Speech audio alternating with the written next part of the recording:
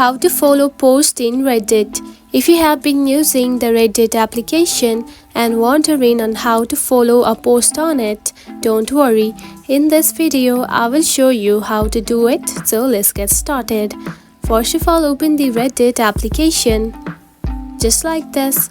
After opening it, you will find something like this on your home screen.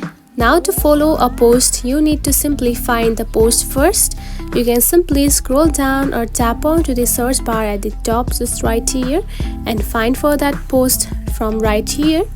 Now simply select or locate that post. Then here you can find three dot lines at the top just right here. Select it. Then here you can find follow post just right here.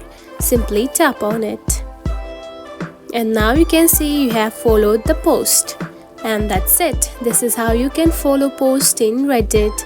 It is a very easy process, right?